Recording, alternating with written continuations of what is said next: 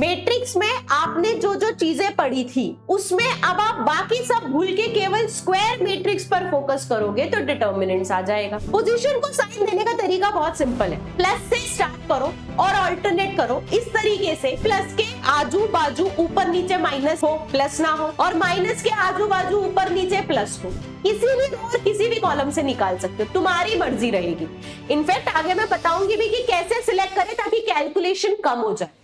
Hello बच्चा लोग, welcome to this amazing platform of NCERT वाला। कैसे हो तुम लोग और कैसी चल रही है तुम लोगों की पढ़ाई? आज की क्लास में हम लोग माइंड मैप सीरीज का नेक्स्ट चैप्टर करने जा रहे हैं विच इज डिटर्मिनेंट्स। मैट्रिसेस अगर पढ़ लिया है तो डिटर्मिनेंट्स में बहुत ज्यादा दिक्कत नहीं होगी। डिटर्मिनेंट्स चैप्टर जो है काफी इजी होता है कंपेयर टू मैट्रिक्स, लेकिन इसमें भी मैट्रिक्स के कुछ टॉपिक्स कंबाइन हो रहे होते हैं। जैसा मैंने बोला था कि मैथ्स में हर चैप्टर इंटरकनेक्टेड है, लेकिन मैट्रिक्स और डिटर्मिनेंट्स को तुम सेपरेटली एक बकेट में डाल सकते हो कि हाँ ये दो चैप्टर हमारे बाकी सब चैप्टर से अलग है, इनको हमको सेपरेटली पढ़ना है। तो जहां पे मैट्रिक्स खत्म किया है वहीं से हम लोग डिटर्मिनेंट स्टार्ट करने वाले हैं।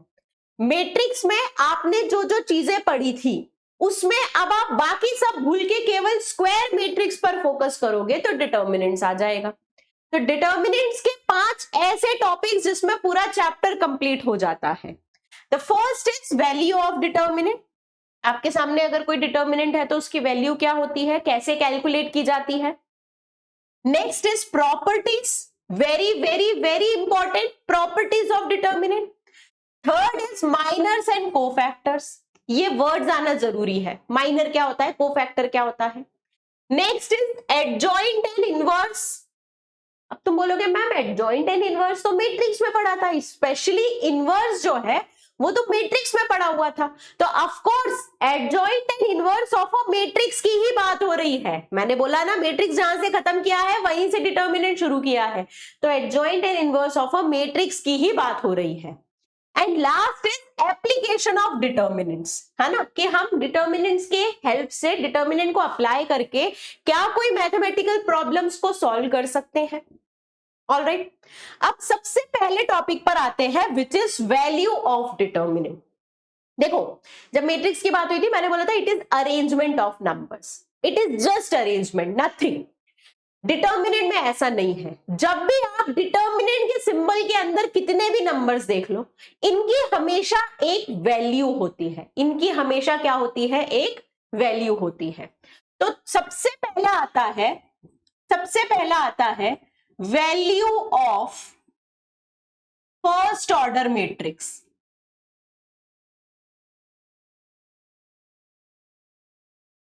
है ना, value of determinant of first order matrix लिख लो, है ना, value of determinant of first order matrix. अगर एक फर्स्ट ऑर्डर मैट्रिक्स का मैं डिटर्मिनेंट लेना चाहूं, अगर एक फर्स्ट ऑर्डर मैट्रिक्स का मैं डिटर्मिनेंट लेना चाहूं तो मैं बोल दूंगी कि ठीक है ये मेरे पास मैट्रिक्स है A11, इसके अंदर एक ही एलिमेंट है, इसके डिटर्मिनेंट की वैल्यू हो जाएगी A11, है ना। डिटर्मिनेंट की वैल्यू, डिटर्मिनेंट का सिंबल थोड़ा थोड़ा मॉड्यूलस जैसा दिखता है but it is not modulus, it is not modulus. ऐसा मत करना कि नेगेटिव को पॉजिटिव बना दिया। जस्ट मैट्रिक्स के डिटर्मिनेंट की वैल्यू हो जाती है जो भी उसके अंदर एलिमेंट है, क्योंकि फर्स्ट ऑर्डर है ना तो एक ही एलिमेंट होगा, है ना, फर्स्ट ऑर्डर है तो एक ही एलिमेंट होगा। यानी अगर एक मैट्रिक्स है A -3 तो इसके डिटर्मिनेंट की वैल्यू हो जाएगी -3। अगर एक मैट्रिक्स है B 2 तो इसके डिटर्मिनेंट की वैल्यू हो जाएगी 2। अगर एक मैट्रिक्स है C 0 तो इसके डिटर्मिनेंट की वैल्यू हो जाएगी 0। अगर एक मैट्रिक्स है D 1 तो इसके डिटर्मिनेंट की वैल्यू हो जाएगी 1। ठीक है, single order matrix, first order matrix, है ना। अब आते हैं सेकेंड ऑर्डर पे, अगर एक सेकेंड ऑर्डर मैट्रिक्स दी हुई है तुमको, अगर एक सेकेंड ऑर्डर मैट्रिक्स दी हुई है A11, A12, A21, A22, तो इसके डिटर्मिनेंट की वैल्यू क्या होती है, ध्यान से देखना।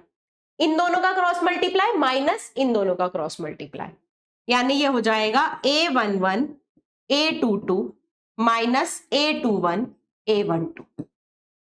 ठीक है, इसको ऐसा लिखते हैं, determinant of A11 A12 A21 A22, यानी इसका डिटर्मिनेंट निकाल रहे, इसका डिटर्मिनेंट निकाल रहे। तो वो क्या हो जाता है, लेफ्ट टॉप से right bottom cross multiply minus left bottom से राइट टॉप क्रॉस मल्टीप्लाई।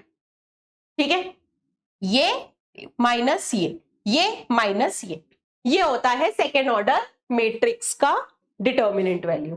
जैसे कि तुम्हारे पास एक मैट्रिक्स है 1 0 0 1, इसका डिटर्मिनेंट वैल्यू हो जाएगा 1 इंटू 1 माइनस 0। तुम्हारे पास एक मैट्रिक्स है 1 2 3 4, इसका डिटर्मिनेंट वैल्यू हो जाएगा 4 इंटू 1 4 माइनस 2 इंटू 3 6, यानी -2। ठीक है, इन दोनों का मल्टीप्लाई माइनस इन दोनों का मल्टीप्लाई। आई बात समझ में, आ गई बात समझ में? चलो नेक्स्ट आता है value of determinant of third order matrix, और थर्ड के बाद फोर्थ फिफ्थ सिक्स का प्रोसेस थर्ड जैसे ही रहेगा, लेकिन हमारे सिलेबस में उतना आता नहीं है क्योंकि बहुत ज्यादा मेहनत है, वो अननेसेसरी मेहनत है ना। यानी बेसिकली तुमको एक मैट्रिक्स दी हुई है तो उसका डिटर्मिनेंट वैल्यू निकालना है, इस डिटर्मिनेंट का वैल्यू निकालना है, A11 A12 A13 A21 A22 A23 A31 A32 A33। Value क्यों निकालना है? क्योंकि जब भी मैंने बोल दिया, जब भी तुमको डिटर्मिनेंट साइन में कोई भी चीज दिखे यानी एक नंबर लिखा हुआ है। अब वो नंबर क्या लिखा हुआ है, अगर 2 क्रॉस 2 में लिखा हुआ है तो जैसे ये -2 लिखा हुआ था, ये 1 लिखा हुआ था, है ना। ऐसे 3 क्रॉस 3 में कुछ नंबर्स लिखे हुए हैं, तो फाइनली ये कौन सा नंबर है, उसको निकालने का बहुत ही फिक्स मेथड होता है। सबसे पहले हर पोजीशन को एक साइन दो। पोजीशन को साइन देने का मतलब क्या है, मतलब कि ये पोजीशन क्या है, सेकंड रो सेकंड कॉलम, तो इसको एक साइन दिया। ये पोजीशन क्या है, फर्स्ट रो थर्ड कॉलम, इसको एक साइन दिया। पोजीशन को साइन देने का तरीका बहुत सिंपल है, प्लस से स्टार्ट करो और अल्टरनेट करो इस तरीके से कि किसी भी प्लस के आजू बाजू ऊपर नीचे माइनस हो, प्लस ना हो, और माइनस के आजू बाजू ऊपर नीचे प्लस हो, बस अल्टरनेट करना है ना। तो मैंने लिया प्लस माइनस प्लस, इस प्लस के जस्ट नीचे माइनस होना चाहिए, इस माइनस के जस्ट साइड में प्लस माइनस, माइनस के जस्ट नीचे प्लस होना चाहिए, माइनस प्लस। ठीक है, इस मेथड से तुम 2 क्रॉस 2 का भी डिटर्मिनेंट निकाल सकते हो, लेकिन वो हम डायरेक्टली निकाल लेते हैं तो हम फिर क्यों ज्यादा मेहनत करें, है ना। जैसे ही तुमने पोजीशंस को साइन दे दिया है, नेक्स्ट काम है सिलेक्ट एनी रो और एनी कॉलम। किसी भी रो और किसी भी कॉलम से निकाल सकते हो, तुम्हारी मर्जी रहेगी। इनफैक्ट आगे मैं बताऊंगी भी कि कैसे सिलेक्ट करें ताकि कैलकुलेशन कम हो जाए। हमको 3 रो दी हुई है, 3 कॉलम दिए हुए हैं, उसमें से कोई भी रो और कॉलम सिलेक्ट कर लो, है ना। मैं मान लो सिलेक्ट कर रही हूं, सिलेक्टिंग रो 1 R1 सिलेक्ट कर रही हूं। ठीक है, तो R1 में 3 एलिमेंट्स हैं, तीनों एलिमेंट्स उनके साइन के साथ लिख दो, A11 minus A12 plus A13, है ना। तीनों एलिमेंट्स उनकी साइन के साथ लिख दिए। ठीक है, अब जो फर्स्ट एलिमेंट लिखा था उसका अगर मैं कॉलम और रो डिलीट मार दूं तो, यानी वो अगर फर्स्ट कॉलम में है तो फर्स्ट कॉलम हटाया, सेकंड फर्स्ट रो में है तो फर्स्ट रो हटाई। जब ये कॉलम, देखो ये कॉलम हट गया, ये रो हट गई, तो तुमको एक 4 एलिमेंट बचे हुए दिख रहे हैं। इस डिटर्मिनेंट का मल्टीप्लाई इसमें कर दो, A22 A23 A32 A33। इन एलिमेंट्स के साइन से अब कोई मतलब नहीं है, तुमने जिस रो या कॉलम को सिलेक्ट किया है केवल उसके एलिमेंट साइन के साथ लिखने हैं। ठीक है, तो A11 में किसका मल्टीप्लाई हुआ, मैम A11 का कॉलम और रो हटा के जो 2 क्रॉस 2 का डिटर्मिनेंट बना है उसका मल्टीप्लाई। A12 में किसका मल्टीप्लाई होगा, फिर से बोलो,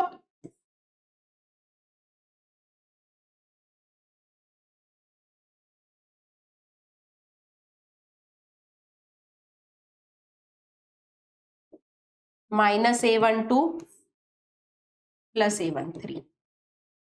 हाँ, A12 में किसका मल्टीप्लाई होगा? मैम A12 का कॉलम हटाओ, रो हटाओ, तो बचे हुए 4 एलिमेंट्स का जो डिटर्मिनेंट बन रहा है, दिख रहे हैं 4 elements, A21, A23, A31, A33। A13 में किसका मल्टीप्लाई होगा? मैम A13 का कॉलम हटाया, रो हटाया, तो जो बचे हुए 4 एलिमेंट्स का डिटर्मिनेंट है उसका मल्टीप्लाई होगा, A21, A22, A31, A32। ठीक है, तो हमारे पास फाइनली डिटर्मिनेंट की वैल्यू कितनी आई? डेल्टा आ जाएगा A11 into A22 A33 minus A32 A23 minus A12 into A21 A33 minus A31 A23 plus A13 into A2, भाई इस डिटर्मिनेंट का वैल्यू तो पता ही है ना, इन दोनों का मल्टीप्लाई माइनस इन दोनों का मल्टीप्लाई, तो A21 A32 minus A31 A2। हम किसी भी रो या कॉलम से एक्सपैंड करें, डिटर्मिनेंट का वैल्यू हमेशा सेम आता है, डिटर्मिनेंट का वैल्यू हमेशा सेम आता है। आ गई बात समझ में? आ गई बात समझ में? पहले कोई भी रो या कॉलम, प्रोसेस एकदम सीक्वेंशियल है ना, स्टेप वाइज ध्यान रखो। पहले एक रो या कॉलम सिलेक्ट करना है, कर लिया, उस रो या कॉलम के एलिमेंट्स को उनके पोजीशन के साइन के साथ लिख दो, उनके पोजीशन के साइन के साथ लिख दिया। अब उनमें मल्टीप्लाई करना है, किसको मल्टीप्लाई करना है? उनका रो या कॉलम हटा के जो 4 एलिमेंट्स का डिटर्मिनेंट बन रहा है उसका multiply.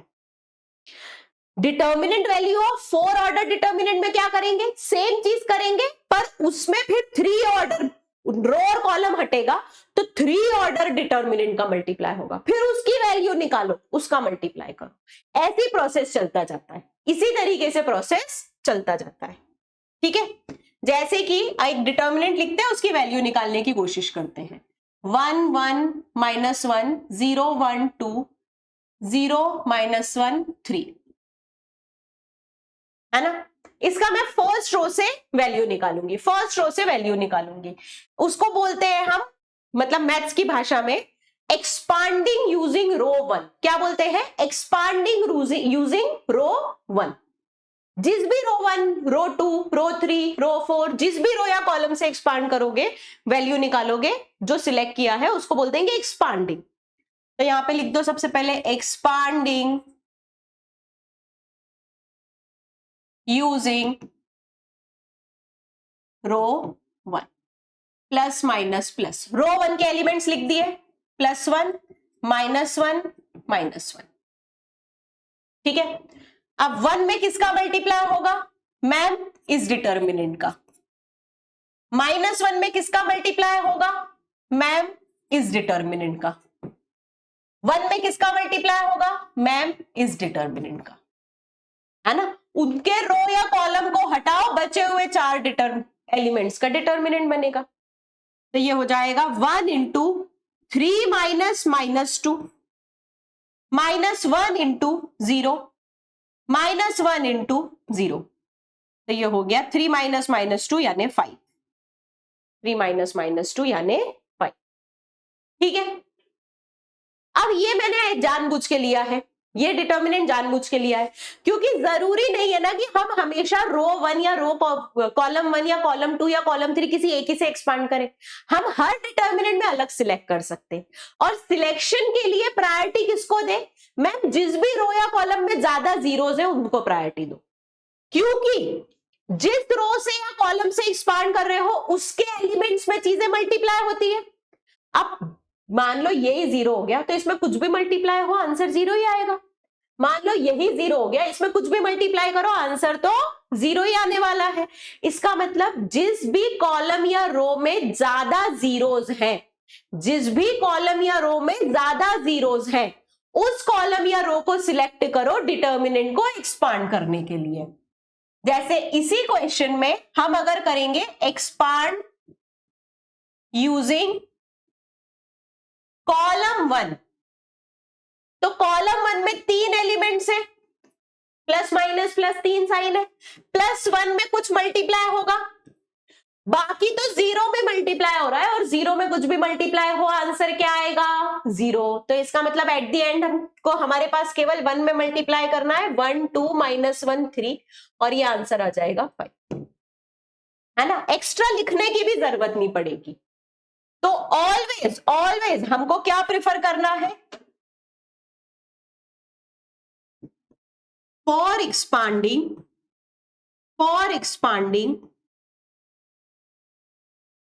always prefer row or column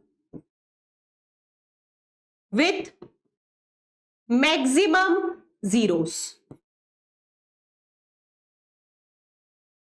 है ना। For expanding always prefer row or column with maximum zeros. जिस भी रो या कॉलम में ज्यादा से ज्यादा जीरोस है उसको सिलेक्ट करो, उससे एक्सपांड करो, कैलकुलेशन इजी हो जाएगा, कैलकुलेशन इजी हो जाएगा। अगेन हम दो डिटर्मिनेंट एक्सपांड करके प्रो नहीं हो सकते, तो प्रैक्टिस तुम्हारे हाथ में। अभी हम ये देख रहे हैं कि इस चैप्टर में से इंपॉर्टेंट चीजें क्या है, कंसेप्ट सारे एक बार में रिवाइज कर रहे हैं, ठीक है। नेक्स्ट आता है अल्टीमेट प्रॉपर्टीज ऑफ डिटर्मिनेंट, है ना। प्रॉपर्टीज ऑफ डिटर्मिनेंट, हमको सारी प्रॉपर्टीज रटी हुई होनी चाहिए। द थिंग इज कि मैक्सिमम प्रॉपर्टीज बहुत ज्यादा इजी है। कैसे बहुत ज्यादा इजी है, चलो स्टार्ट करते हैं एक एक प्रॉपर्टी से।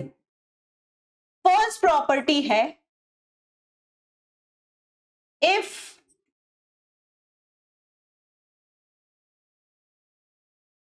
से मत स्टार्ट करो, value of determinant does not change when its rows and columns are interchanged। रो और कॉलम्स को आपस में एक्सचेंज करने से वैल्यू ऑफ डिटर्मिनेंट नहीं चेंज होती है। यानी एक डिटर्मिनेंट है a11 a12 a13 a21 a22 a23 a31 a32 a33, और इसकी डिटर्मिनेंट वैल्यू मान लो है डेल्टा। इसकी डिटर्मिनेंट वैल्यू है डेल्टा, जनरली हम डिटर्मिनेंट वैल्यू को डेल्टा से डिनोट करते हैं।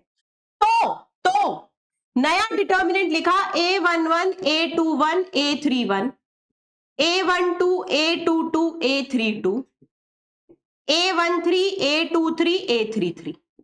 जरा देखो मैंने क्या किया है दोनों में, मैंने दोनों के कॉलम्स और रोज को इंटरचेंज कर दिया। फर्स्ट कॉलम फर्स्ट रो बन गया, सेकंड कॉलम सेकंड रो बन गया, थर्ड कॉलम थर्ड रो बन गया। अभी भी इसकी वैल्यू डेल्टा ही रहेगी, अभी भी इसकी वैल्यू डेल्टा ही रहेगी। आई बात समझ, ठीक है। अब इससे एक बहुत इंटरेस्टिंग कंक्लूजन निकलता है, क्योंकि मैंने बोल दिया है क्या कि मैट्रिक्स और डिटर्मिनेंट भाई भाई है, मैट्रिक्स और डिटर्मिनेंट भाई भाई है ना। तो अगर किसी मैट्रिक्स की डिटर्मिनेंट वैल्यू है ना, किसी मैट्रिक्स की डिटर्मिनेंट वैल्यू है डेल्टा है, तो उसके ट्रांसपोज की डिटर्मिनेंट वैल्यू भी डेल्टा ही रहेगी। किसी मैट्रिक्स की डिटर्मिनेंट वैल्यू डेल्टा है तो उसके ट्रांसपोज की डिटर्मिनेंट वैल्यू भी डेल्टा रहेगी, क्योंकि ये दोनों वैल्यूज सेम होती हैं। और ये ट्रांसपोज लिखा हुआ है, ये क्या लिखा हुआ है, ट्रांसपोज लिखा हुआ है। तो मैट्रिक्स के ट्रांसपोज का डिटर्मिनेंट वही होता है जो मैट्रिक्स का डिटर्मिनेंट होता है। मैट्रिक्स के ट्रांसपोज का डिटर्मिनेंट वही होता है जो मैट्रिक्स का डिटर्मिनेंट होता है। फर्स्ट प्रॉपर्टी समझ में आ गई, ठीक है। सेकंड प्रॉपर्टी बोलती है कि अगर तुम रो और कॉलम को आपस में एक्सचेंज करो तो डिटर्मिनेंट के आगे एक माइनस साइन लग जाता है। यानी कि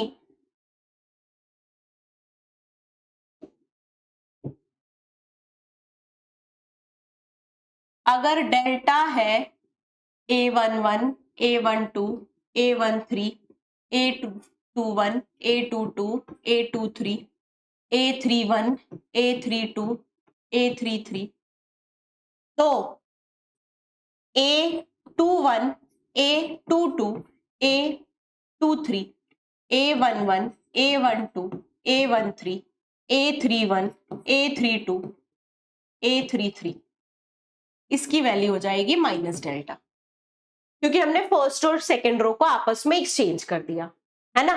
तो किसी दो रो या किसी दो कॉलम को आपस में एक्सचेंज करने पर मैट्रिक्स में या डिटर्मिनेंट में माइनस साइन लग जाता है ना।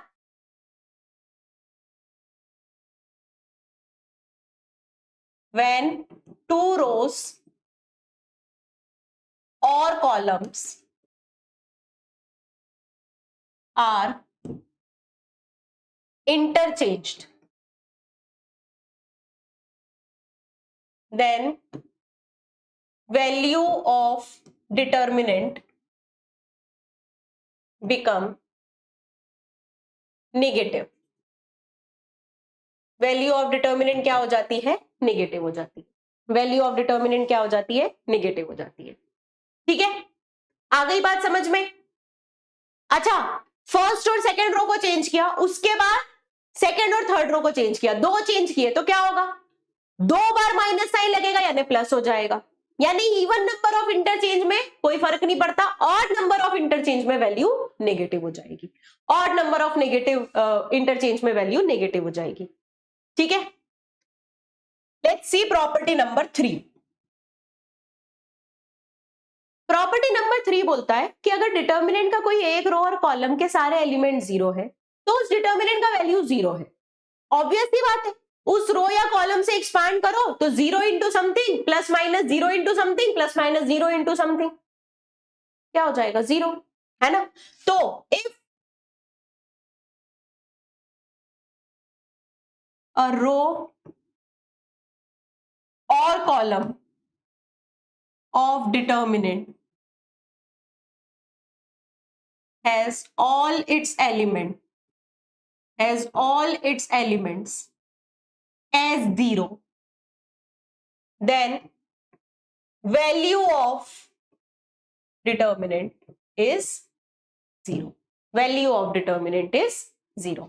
यानी कि अगर हमारे पास एक मैट्रिक्स या डिटर्मिनेंट है 1 2 3 0 0 0 4 5 6 तो तुम सीधे बोल दोगे इसकी वैल्यू कितनी है? जीरो, क्योंकि सेकेंड रो से एक्सपांड कर दो, सेकेंड रो से एक्सपांड कर दो, zero into something minus zero into something plus zero into something minus zero into something, answer क्या आ गया? जीरो। आंसर कितना आ गया? जीरो। ठीक है, प्रॉपर्टी नंबर 4 पर आते हैं। प्रॉपर्टी नंबर 4 पर आते हैं। प्रॉपर्टी नंबर 4 बोलती है कि डिटर्मिनेंट में किसी भी नंबर का मल्टीप्लाई करो तो किसी एक रो या कॉलम में होगा, है ना। जैसे कि तुम्हारे पास, या कॉमन भी निकलेगा तो किसी रो या कॉलम से निकलेगा। जैसे तुम्हारे पास एक डिटर्मिनेंट है 1 2 3 4 5 6 7 8 9।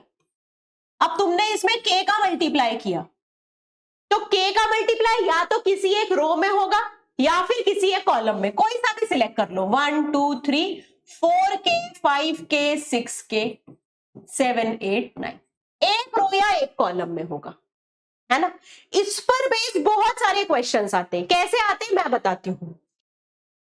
अगर मल्टीप्लाई किसी एक रो या कॉलम से होगा तो इसका मतलब कॉमन भी किसी एक रो या कॉलम से ही निकलेगा, है ना।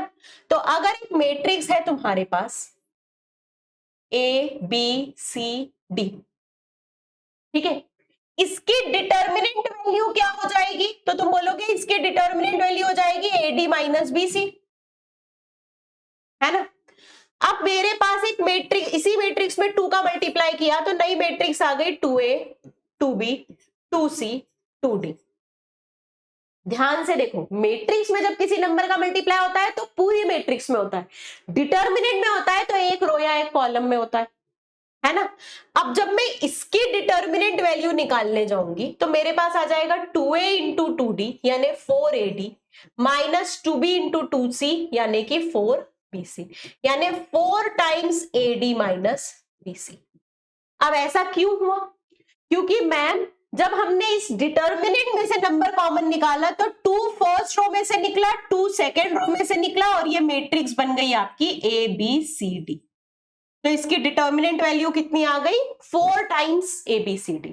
इसकी डिटर्मिनेंट वैल्यू कितनी आ गई? 4 टाइम्स ABCD। आई बात समझ में? आ गई बात समझ में? जब मैट्रिक्स में से कॉमन निकलता है तो पूरी मैट्रिक्स में से निकलता है, जब डिटर्मिनेंट में से कॉमन निकलता है तो किसी एक रो या कॉलम से निकलता है। तो जब हमने इसको डिटर्मिनेंट में बदला तो 2 फर्स्ट रो से भी कॉमन आया, सेकेंड रो से भी कॉमन आया, और आपके डिटर्मिनेंट का वैल्यू वही का वही। ठीक है, तो इसको जब हम जनरलाइज करते हैं, जनरलाइज करने का मतलब पता है? जनरलाइज करने का मतलब है कोई से भी ऑर्डर के लिए, कोई से भी नंबर के लिए जनरलाइज करेंगे तो किसी मैट्रिक्स का अगर डिटर्मिनेंट वैल्यू है लेट्स से डेल्टा, ठीक है, तो उस मैट्रिक्स के टाइम्स का डिटर्मिनेंट वैल्यू हो जाएगा। अब ये के कुछ भी मल्टीप्लाई हो रहा है, 2 3 4, ये हो जाएगा k to the power n delta, where n is order of matrix. Order का मतलब है कितनी रो और कितने कॉलम है। 3 रो हुई तो 3 बार मल्टीप्लाई होगा के, 4 रो हुई तो 4 बार मल्टीप्लाई होगा, हर रो में से कॉमन निकलेगा ना। तो जनरलाइज कर लिया हमने कि अगर किसी मैट्रिक्स का कोई वैल्यू है तो के टाइम्स उसी मैट्रिक्स का वैल्यू हो जाएगा k to the power n delta. ठीक है, और ये क्वेश्चन आपके पीवाईक्यूज में बहुत पूछा जाता है, 2 नंबर का पूछा जाएगा, लेकिन गलत हुआ तो 2 नंबर तो बहुत भारी पड़ते हैं, है ना। और ये वो मार्क्स है जो आपसे होने ही चाहिए क्वेश्चंस, मतलब ये फुल स्कोर होने चाहिए ये वाले क्वेश्चंस। आई बात समझ में? आ गई बात समझ में? नेक्स्ट हम लोग आते हैं प्रॉपर्टी नंबर 5 पर।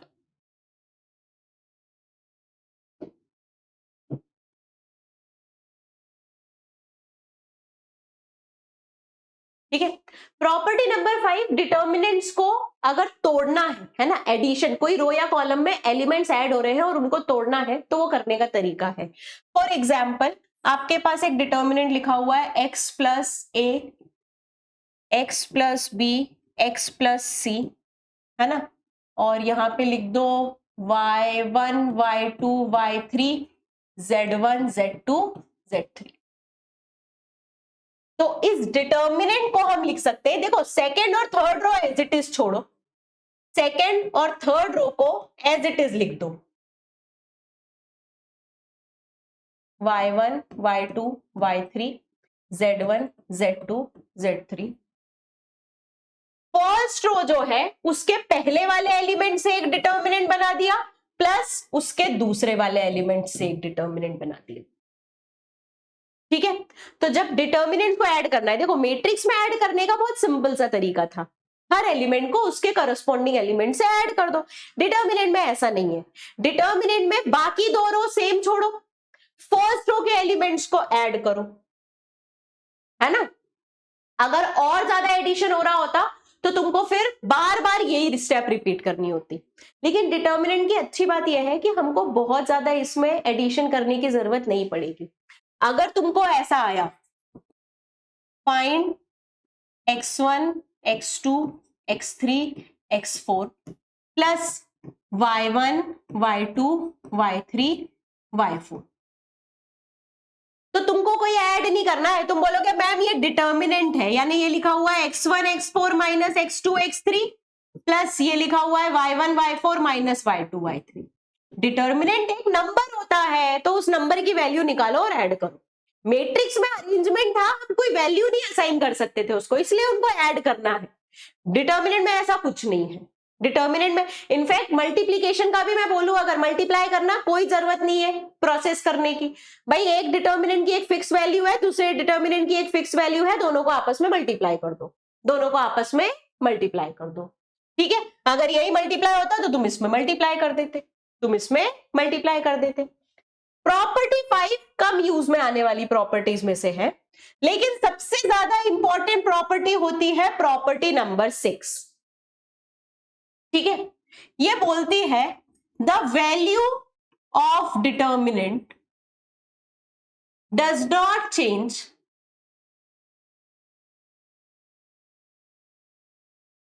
Bye adding to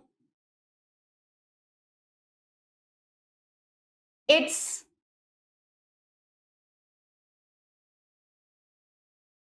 elements of any row or column multiple of elements of any other row or column. Statement इसका बहुत अजीब सा है ना। The value of determinant does not change by adding to its element of any row and column the multiple of या some multiple of elements of any other row or column. Basically ये बोलता है कि अगर कोई determinant मेरे पास लिखा हुआ है, लेट्स से मेरे पास लिखा हुआ है एक determinant delta a11 a12 a13 a21 a22 a23 a31 a32 a33। अब मैं इसमें क्या करूं, फर्स्ट रो में lambda time second row add कर दूं। ठीक है, मैंने क्या किया, फर्स्ट रो में lambda time second row add किया, तो मेरे पास बन गया a11 plus lambda a21 a12 plus lambda a22 है ना, और a13 plus lambda a23 a21 a22 a23 a31 a32 a33।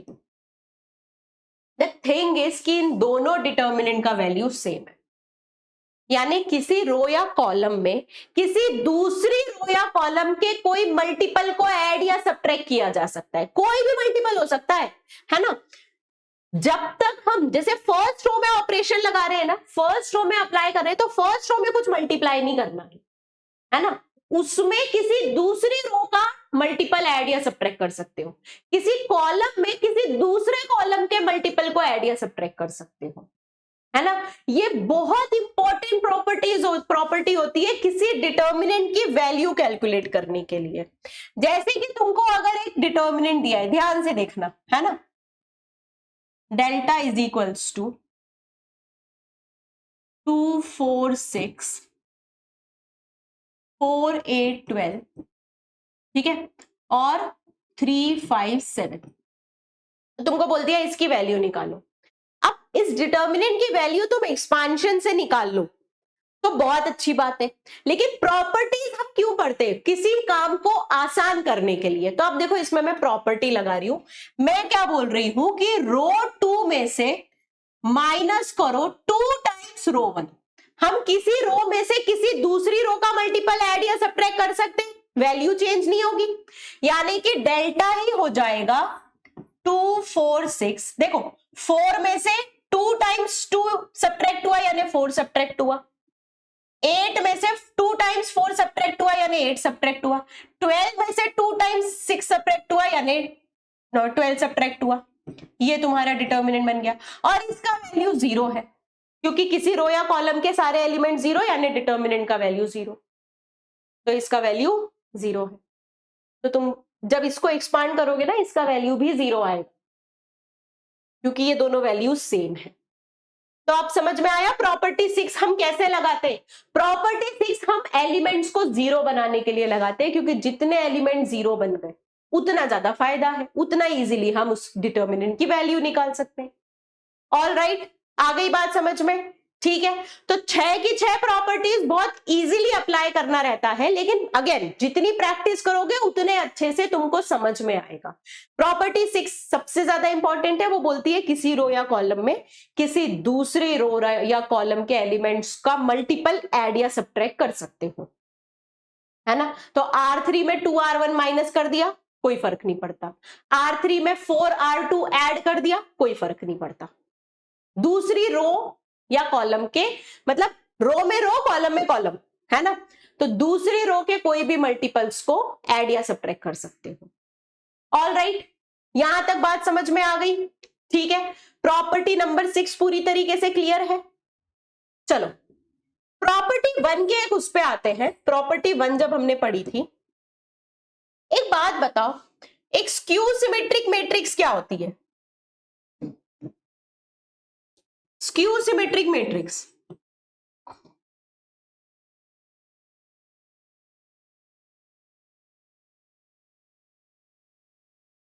Ma'am A transpose जो है वो माइनस ए के बराबर होता है ना, ए ट्रांसपोज जो है वो माइनस ए के बराबर होता है। दोनों साइड अगर मैं डिटर्मिनेंट वैल्यू लूं तो ए ट्रांसपोज का डिटर्मिनेंट हो जाएगा माइनस ए के डिटर्मिनेंट के बराबर, है ना। इसको हम लिख सकते हैं -1 की पावर n इंटू डिटर्मिनेंट है, जहां पे n है ऑर्डर। भाई ए में किसी भी नंबर का मल्टीप्लाई होगा तो डिटर्मिनेंट लेते टाइम k की पावर ऑर्डर चढ़ जाएगा, है ना। तो -1 का मल्टीप्लाई हो रहा है तो -1 की पावर ऑर्डर चढ़ गया, ठीक है। ऑल राइट, तो हमारे पास आ गया determinant of A transpose is equals to -1 की पावर n डिटर्मिनेंट ए। अब डिटर्मिनेंट ऑफ ए ट्रांसपोज तो डिटर्मिनेंट ए के बराबर होता ही है, वो तो हमने फर्स्ट प्रॉपर्टी से सीखा है। तो डिटर्मिनेंट ए हो गया -1 की पावर n डिटर्मिनेंट ए, ठीक है। अब इसमें n के ऊपर दो चीजें डिपेंड करती है, n या तो इवन हो सकता है या फिर n ऑड हो सकता है। n अगर इवन हुआ तो तुम बोल दो कि मैम डिटर्मिनेंट ए बराबर डिटर्मिनेंट ए, ये तो क्या स्टेटमेंट है, ये तो ऑब्वियस सी बात है ना। n अगर इवन है तो -1 की पावर 2 -1 की पावर 4 1 बन जाएगा। लेकिन n अगर ऑड है तो डिटर्मिनेंट ए हो जाएगा माइनस ऑफ डिटर्मिनेंट ए के बराबर। एक नंबर क्या कभी खुद के माइनस के बराबर हो सकता है? क्या 2 - 2 बराबर हो सकता है? 3 - 3 बराबर हो सकता है? नहीं, ये जब ही होगा जब डिटर्मिनेंट ए का वैल्यू 0 है। ये डिटर्मिनेंट ए का वैल्यू 0 है। एन ऑड यानी ऑड ऑर्डर, एन ऑड यानी ऑड ऑर्डर। तो इससे हमको पता चला कि डिटर्मिनेंट वैल्यू ऑफ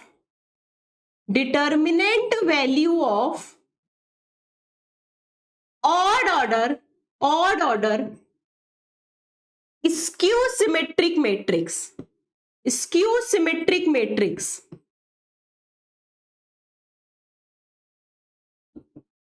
इज 0। कोई भी odd order skew symmetric matrix का डिटर्मिनेंट वैल्यू 0 होता है। कैसे होता है वो भी समझ में आया, है ना।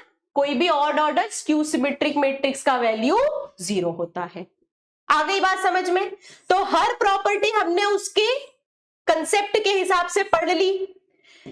नेक्स्ट टर्म है माइनर्स एंड कोफैक्टर्स। तो यहां पे हम देखते हैं माइनर्स,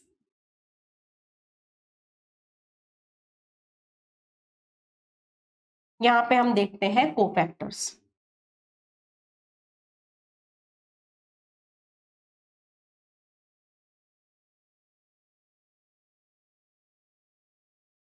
माइनर्स होता है in a determinant minor of an element is the determinant obtained by removing row and column containing that element। क्या बोला? किसी डिटर्मिनेंट में माइनर क्या होता है? माइनर होता है कि अगर आप किसी एलिमेंट का माइनर होता है तो एलिमेंट का माइनर क्या होता है? उस एलिमेंट का रो और कॉलम हटाओ तो जो बचा हुआ डिटर्मिनेंट है उसको हम बोलते हैं माइनर, उसको हम बोलते हैं माइनर। यानी कि अगर आपके पास एक 3x3 डिटर्मिनेंट है, A11, A12, A13, A21, A22, A23, A31, A32, A33, तो इसमें मैं बोलूंगी माइनर ऑफ A11 हो जाएगा A22, A23, A32, A33, है ना। माइनर क्या हो जाएगा? A22, यानी हमने A11 का रो हटाया, A11 का कॉलम हटाया, रो हटाया, तो बचा हुआ जो डिटर्मिनेंट है ना, ये पूरा हटा दिया, देखो ढक गया ये। अब जो बचा हुआ डिटर्मिनेंट है वो A11 का माइनर हो जाएगा। A22 का माइनर क्या हो जाएगा? मैम इसका कॉलम हटाओ, रो हटाओ, तो A11, A13, A31, A33, ये डिटर्मिनेंट हो जाएगा A22 का माइनर, ठीक है। आई बात समझ में? अब कोफैक्टर क्या होता है? कोफैक्टर ऑफ एनी एलिमेंट होता है -1 की power i plus J into minor of that element. ओहो हो मैम, ये क्या नई चीज लिख दी? बेटा ये नई चीज नहीं है, ये है पुरानी चीज, लिखने का तरीका बस बदल दिया है। कोफैक्टर बोलता है कि एक काम करो, माइनर तो लिखो ही, माइनर तो लिखो ही, लेकिन साथ ही साथ जो एलिमेंट का माइनर लिख रहे हो उसके पोजीशन का साइन भी मल्टीप्लाई कर दो तो कोफैक्टर हो जाएगा। ठीक है, जैसे कि ये डिटर्मिनेंट है आपके पास a11, a12, a13, a21, a22, a23, a31, a32, a33। तो इसमें माइनर ऑफ a12 क्या होगा? तो बोलोगे मैम a12 का कॉलम हटाया, रो हटाया, तो बचा हुआ determinant a21, a23, a31, a33, ये हो गया माइनर। और इसी में कोई पूछेगा कोफैक्टर ऑफ a12 क्या होगा, तो तुम बोलोगे माइनर तो लिखो ही, माइनर तो लिखो ही, लेकिन a12 के पोजीशन का साइन क्या है? तो तुम बोलोगे मैम ये प्लस था, ये माइनस, ये प्लस, ये माइनस, ये प्लस, ये माइनस, यानी a12 के पोजीशन का साइन माइनस है, तो एक माइनस का मल्टीप्लाई कर दो, एक माइनस का मल्टीप्लाई कर दो। ठीक है, जो पोजीशन है ना उसका साइन एक तो मैंने बता दिया, प्लस से शुरू करो, अल्टरनेट करो। और एक और तरीका है, ए आई जे एलिमेंट लिखा है ना, तो पोजीशन का साइन होता है -1 की पावर आई प्लस जे, -1 की पावर 2 + 2 यानी -1 की पावर 4, तो साइन प्लस होगा। -1 की पावर 2 + 3 यानी -1 की पावर 5, ऑड है तो साइन माइनस होगा। ठीक है, तो कुछ मत करो, रो कॉलम हटा के जो डिटर्मिनेंट है उसको माइनर बोल दो, रो कॉलम हटा के डिटर्मिनेंट में एलिमेंट की पोजीशन का साइन लगा दो तो कोफैक्टर हो जाएगा, एलिमेंट की पोजीशन का साइन लगा दो तो कोफैक्टर हो जाएगा। ठीक है, आई बात समझ? जैसे 2 क्रॉस 2 डिटर्मिनेंट का एग्जांपल लेते हैं।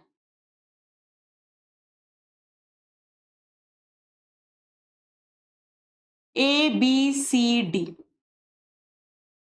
ठीक है, तो ए माइनर ऑफ ए हो जाएगा डी, माइनर ऑफ बी हो जाएगा सी, माइनर ऑफ सी हो जाएगा बी। भाई उसका कॉलम और रो हटाया तो जो भी नंबर है उसका determinant value, minor of D हो जाएगा ए। लेकिन कोफैक्टर की बात जब आएगी तो पोजीशन का साइन मैटर करेगा।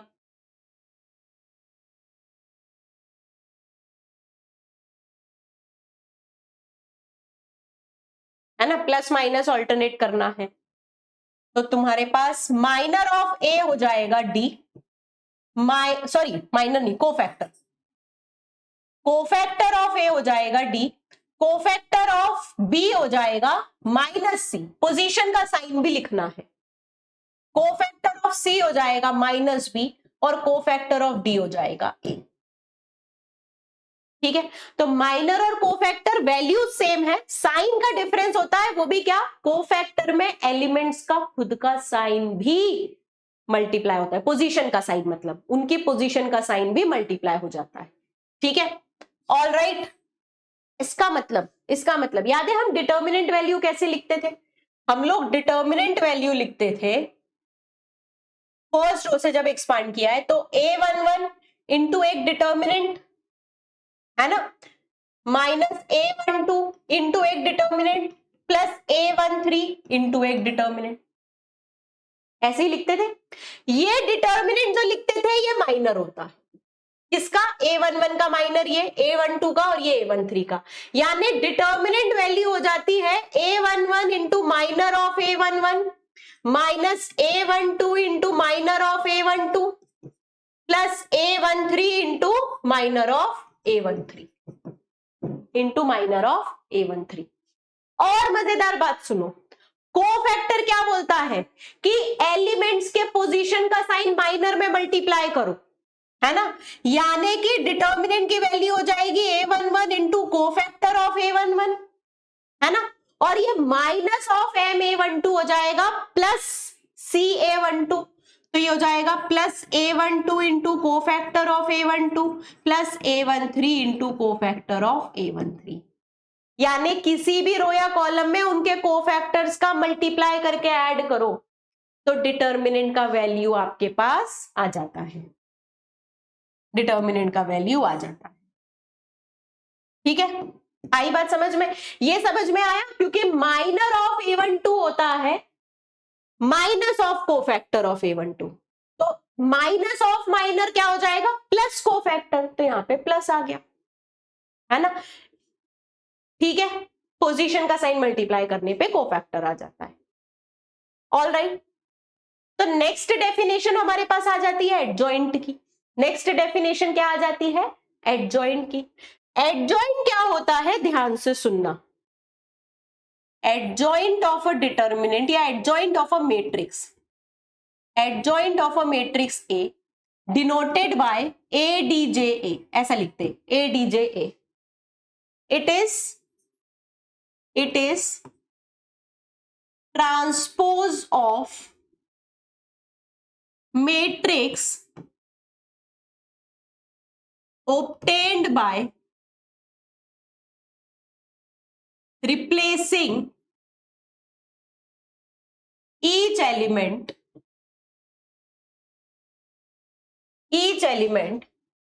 with their cofactors. क्या बोला एडजॉइंट निकालने के लिए, हर एलिमेंट को उनके कोफैक्टर से रिप्लेस करके मैट्रिक्स का ट्रांसपोज ले लो, तो तुम्हारे पास आ जाएगा एडजॉइंट ए।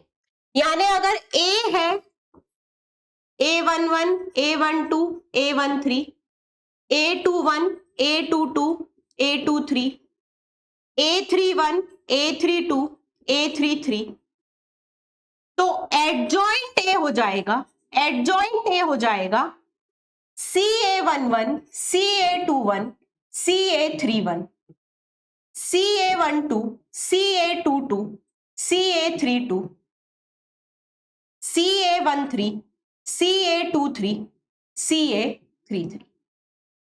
हर एलिमेंट की जगह उनका कोफैक्टर लिखा और फिर ट्रांसपोज ले लिया, है ना? यानी रो को कॉलम और कॉलम को रो बना दिया।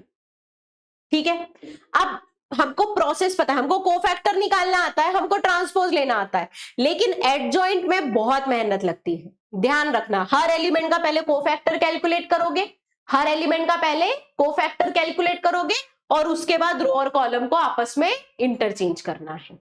ऑल्दो सेकेंड ऑर्डर डिटर्मिनेंट के लिए ये बहुत इजी है। सेकेंड ऑर्डर डिटर्मिनेंट की बात करें, अगर ए है, सेकेंड ऑर्डर मैट्रिक्स या मैट्रिक्स की बात करें ABCD, ठीक है, तो इसका एडजॉइंट हो जाएगा, इसका एडजॉइंट हो जाएगा, पहले तो हर एलिमेंट को कोफैक्टर से रिप्लेस कर दो, तो D minus C minus B A, cofactor निकाल चुके हैं हम इसका। अब इसका ट्रांसपोज ले लो, अब इसका ट्रांसपोज ले लो, तो ये हो जाएगा D minus B minus C A। Transpose लेने का मतलब क्या है, कॉलम को रो बना दिया, कॉलम को रो बना दिया, है ना? फर्स्ट कॉलम फर्स्ट रो बन गया, सेकंड कॉलम सेकंड रो बन गया। तो सेकेंड ऑर्डर मैट्रिक्स का एडजॉइंट तो बहुत इजी है। सेकेंड ऑर्डर मैट्रिक्स के एडजॉइंट में हम बोलते हैं इन दोनों को एक्सचेंज करो, इन दोनों का साइन चेंज करो। ठीक है, अगर तुम्हारे पास एक मैट्रिक्स है 1 -3 2 4 और तुमसे बोला इसका एडजॉइंट लिखना है, तो तुम बोलोगे इन दोनों को एक्सचेंज किया, इन दोनों का साइन चेंज किया, ये आ गया एडजॉइंट, ये आ गया एडजॉइंट। ठीक है, आई बात समझ में? अब एडजॉइंट अगर लिख लिया, एडजॉइंट अगर लिख लिया है, तो एडजॉइंट की एक सबसे इंपॉर्टेंट प्रॉपर्टी होती है ना, जिसको हम बोल सकते हैं most most most important property, वो होती है matrix A into adjoint A. किसी भी मैट्रिक्स में उसके एडजॉइंट का मल्टीप्लीकेशन करो, किसी भी मैट्रिक्स में उसके एडजॉइंट का मल्टीप्लीकेशन करो, तो ये हो जाता है determinant A into identity matrix. Identity matrix का ऑर्डर क्या है, जो मैट्रिक्स ए का ऑर्डर है, ए का ऑर्डर 2 है तो आइडेंटिटी ऑर्डर 2, ए का ऑर्डर 3 तो आइडेंटिटी का ऑर्डर 3। ठीक है, तो ए इंटू एडजॉइंट ए होता है determinant A into I, determinant A into आई। अब जरा ध्यान से देखना, ये मैट्रिक्स ए है, मैं डिटर्मिनेंट ए एक नंबर है, देखो मैट्रिक्स नंबर नहीं है, मैट्रिक्स अरेंजमेंट है, लेकिन डिटर्मिनेंट तो एक नंबर है, वही नंबर तो निकालना सीख रहे थे हम। तो मैं डिटर्मिनेंट ए का डिवाइड दे दूं तो ये हो जाएगा adjoint A divided by determinant A is equals to I, है ना। किसी दो मैट्रिक्स का प्रोडक्ट किया और आइडेंटिटी मैट्रिक्स मिला तो क्या मैं बोल सकती हूं कि ये जो है ए का इनवर्स है? अगर इन दोनों मैट्रिक्स का प्रोडक्ट आई दे रहा है, इनवर्स में हमने पढ़ा था ए इंटू बी अगर आई है, इसका मतलब बी ए का क्या होता है? इनवर्स होता है। बी ए का क्या होता है?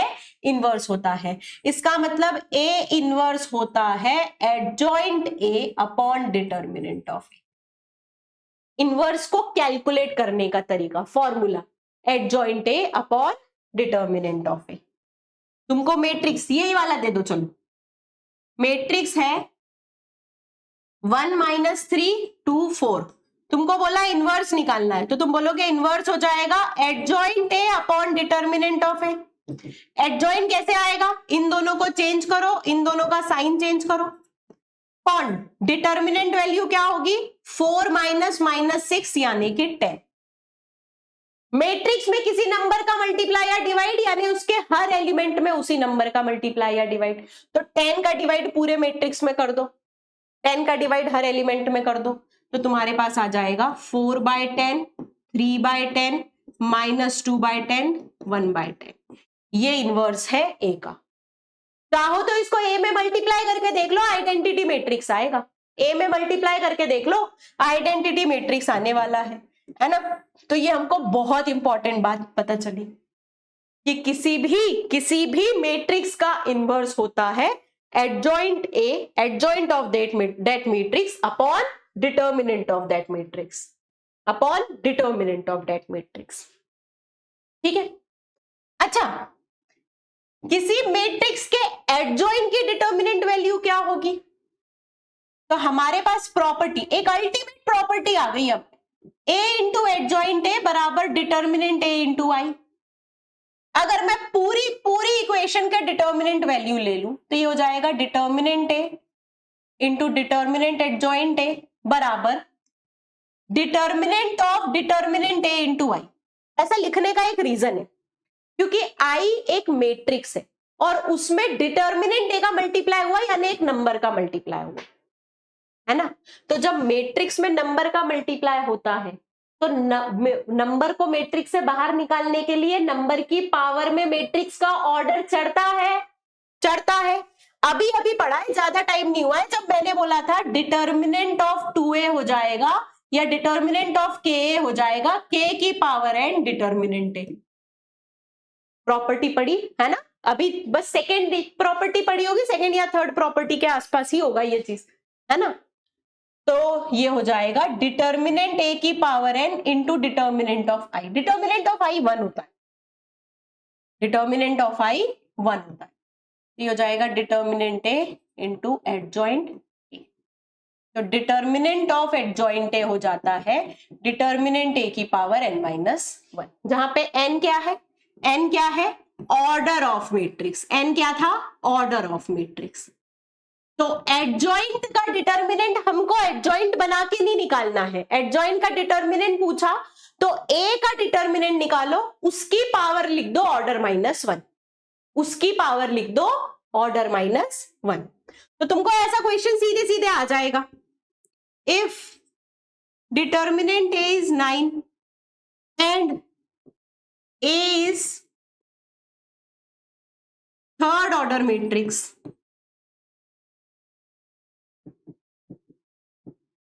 then determinant of adjoint A will be, तो तुम बोलोगे कुछ नहीं, डिटर्मिनेंट A की पावर 3-1 यानी कि 9 की पावर 3-1 यानी कि 81 that will be your answer. आ गई बात समझ? ठीक है। एडजॉइंट और इनवर्स का इंपॉर्टेंस समझ में आ गया, है ना। एडजॉइंट इनवर्स हमने पढ़ लिया था, है ना, पर एडजॉइंट यहां पे सीखा। क्यों सीखा? क्योंकि एडजॉइंट कोफैक्टर्स से बनता है और कोफैक्टर्स डिटर्मिनेंट से निकलते हैं। तो पहले एडजॉइंट सीखा और फिर एडजॉइंट की प्रॉपर्टी की हेल्प से इनवर्स निकालना सीखा। तो इनवर्स ऑफ एनी मैट्रिक्स होता है adjoint A upon determinant of A, adjoint A upon determinant of A. इसीलिए हम बोलते हैं कि डिटर्मिनेंट ए अगर 0 है तो मैट्रिक्स का इनवर्स एग्जिस्ट नहीं करेगा। डिटर्मिनेंट ए अगर 0 है तो मैट्रिक्स का इनवर्स एग्जिस्ट नहीं करेगा, है ना, यानी वो सिंगुलर है। डिटर्मिनेंट वैल्यू 0 यानी सिंगुलर बोलते हैं। ऐसी मैट्रिक्स जिसका डिटर्मिनेंट वैल्यू 0 है उसको सिंगुलर मैट्रिक्स बोलते हैं और उसका इनवर्स एग्जिस्ट नहीं करता है। ओके, अब हम आते हैं एप्लीकेशन बेस्ड क्वेश्चन पे। डिटर्मिनेंट की एप्लीकेशन वैसे तो लीनियर इक्वेशंस के सॉल्यूशन में होती है, अलग अलग जगह पे कॉन्करेंट लाइंस चेक करने के लिए होती है, लेकिन मेनली हम दो जगह पे देखते हैं। एक, सिस्टम ऑफ लीनियर इक्वेशन की कंसिस्टेंसी चेक करना। कंसिस्टेंसी चेक करने का मतलब है सॉल्यूशन है या नहीं ये चेक करना। और एक, एरिया ऑफ ट्रायंगल निकालना, है ना। अगर 2D में इफ, इसका सेक्शन कर लेते हैं, इसका सेक्शन कर लेते हैं।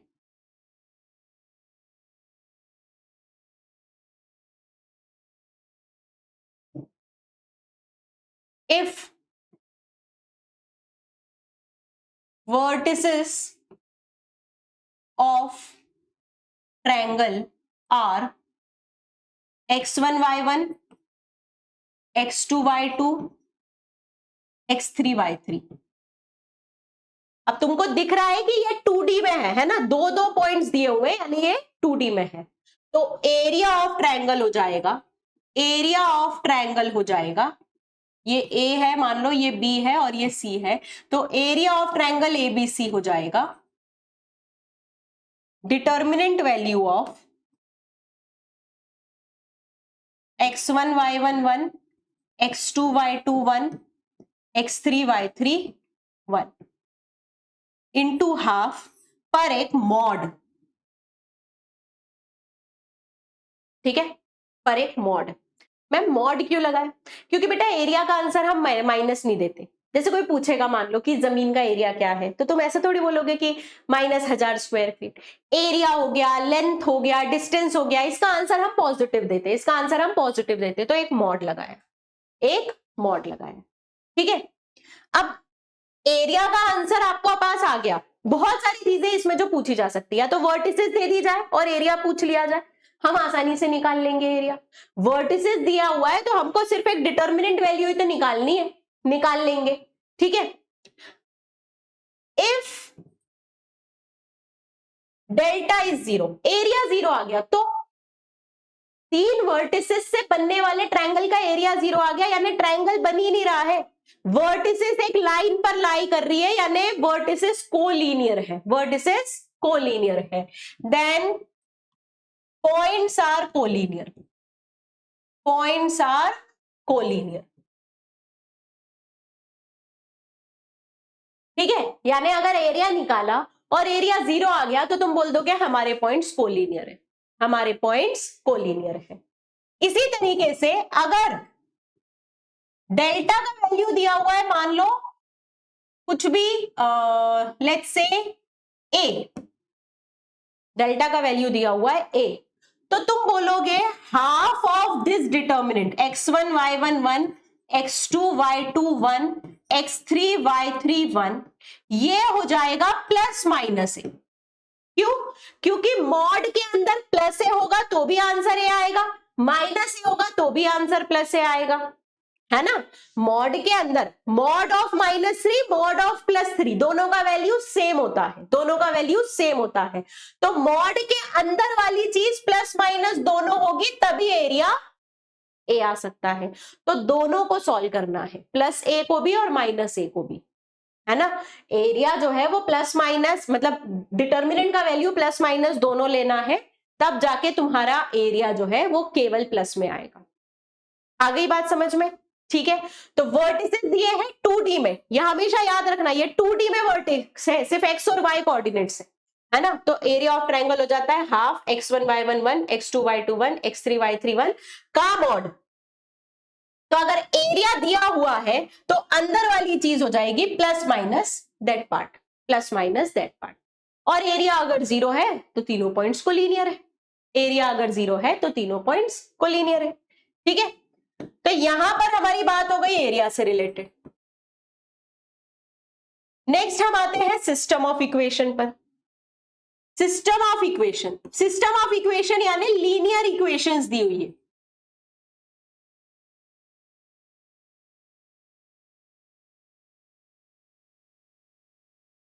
सिस्टम ऑफ लीनियर इक्वेशंस है ना, तो वो इक्वेशंस कुछ इस तरीके से लिखी हुई होती है, a1x plus a2y plus a3z बराबर लेट्स से b1, नहीं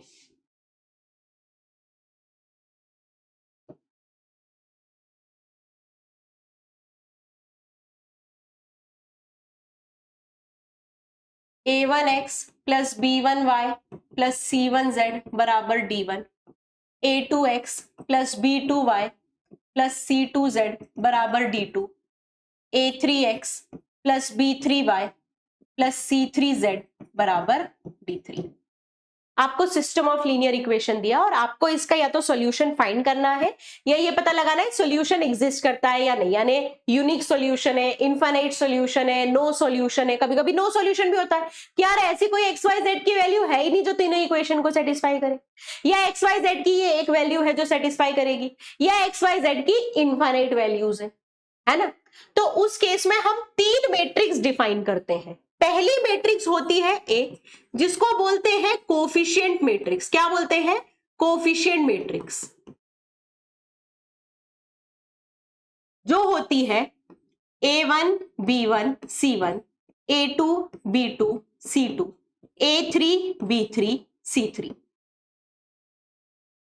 ठीक, अगली मैट्रिक्स होती है x, जिसको हम बोलते हैं वेरिएबल मैट्रिक्स,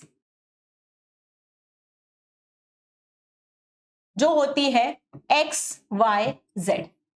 और तीसरी मैट्रिक्स होती है b, जिसको हम बोलते हैं कांस्टेंट मैट्रिक्स,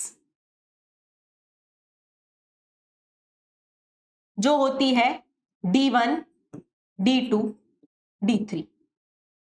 अब मैट्रिक्स के पॉइंट ऑफ व्यू से देखें, मैट्रिक्स के पॉइंट ऑफ व्यू से देखें तो बेसिकली ये इक्वेशंस बनती हैं जब हम करते हैं ax इंटू बी, है ना। इस मैट्रिक्स में इसका मल्टीप्लाई करें और उसको b से इक्वेट करें तो ये इक्वेशंस मिलेंगी, ये इक्वेशंस मिलेंगी। तो x का वैल्यू यहां से हो जाएगा a इनवर्स b, भाई मैट्रिक्स के इनवर्स का मल्टीप्लाई कर दो तो a इंटू ए इनवर्स, यहां पे आइडेंटिटी मैट्रिक्स आ गया और यहां पे आ गया a इनवर्स b, यानी x का वैल्यू हो जाएगा adjoint a into b divided by determinant of a, है ना। x क्या है? वेरिएबल मैट्रिक्स है एक्स वाई जेड, हमको ये पता लगाना एक्स वाई जेड की कोई वैल्यू मिलेगी या नहीं, तो वो राइट हैंड साइड पर डिपेंड करेगा, वो राइट हैंड साइड पर डिपेंड करेगा कि ये वैल्यूज मिलने वाली है या नहीं।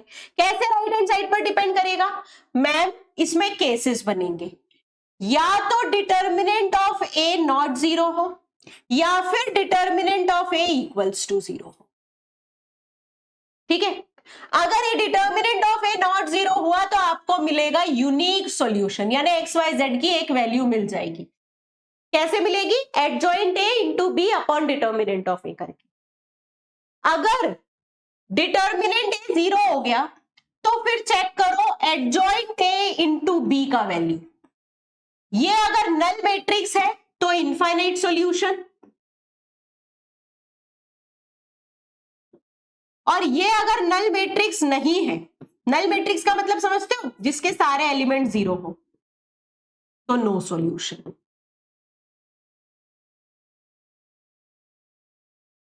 ठीक है, यानी जब भी सिस्टम ऑफ लीनियर इक्वेशन दिया जाए तुम a x और b को डिफाइन करो, तो फिर तुमको लिखना है x बराबर adjoint a into B upon determinant of a।